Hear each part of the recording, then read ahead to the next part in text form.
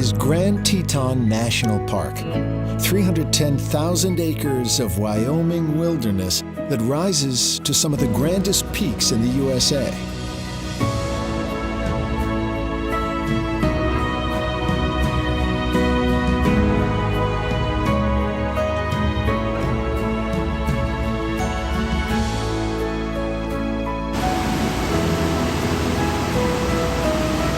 Smaller and more serene than neighboring Yellowstone, Grand Teton's winding rivers, mirror-like lakes, and jagged granite peaks have long been a magnet for painters and photographers, and it's easy to see why. With a stark absence of foothills, the contrast between the flat, verdant valley floor and the snow-capped Teton Range makes for one of the most dramatic and memorable geological statements in the Rockies.